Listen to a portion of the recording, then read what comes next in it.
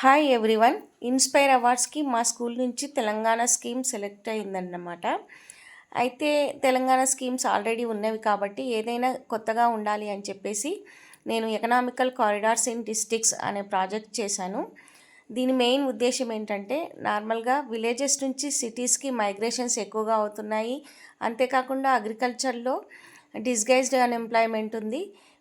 అంతేకాకుండా విలేజెస్లో శాలరీస్ కూడా తక్కువగా ఉన్నాయి కాబట్టి పీపుల్ ఎక్కువగా మైగ్రేట్ అవుతున్నారు. దాన్ని తొలగించడం కోసం నేను ఎకనామికల్ కారిడార్ ఇన్ డిస్ట్రిక్ట్స్ అని ప్రాజెక్ట్ చేశాను.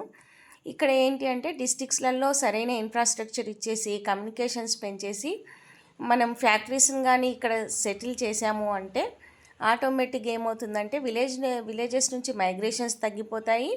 అదేవిధంగా రూరల్ ఎంప్లాయ్మెంట్ కూడా పెరుగుతుంది. అగ్రికల్చర్లో ఉన్న డిస్గైజ్డ్ అన్ఎంప్లాయ్మెంట్ కూడా తగ్గిపోతుంది అని చెప్పేసి ఈ ప్రాజెక్ట్ని నేను సెలెక్ట్ చేసుకొని చేయడం జరిగిందనమాట.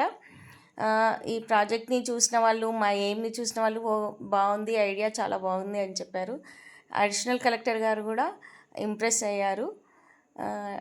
మాకు ఈ ప్రాజెక్ట్ చేయడానికైతే చాలా టైం పట్టింది. Nearly 20 students, 9th class students దీనిపైన 2 days కంప్లీట్గా వర్క్ చేయాల్సి వచ్చిందనమాట. మెయిన్గా పిల్లలకి థ్యాంక్స్ ఈ ప్రాజెక్టు మంచిగా కరెక్ట్గా నీట్గా చేసినందుకు. నుస్రత్ కూడా చాలా మంచిగా ప్రజెంట్ చేసింది వచ్చిన వాళ్ళందరికీ కూడా.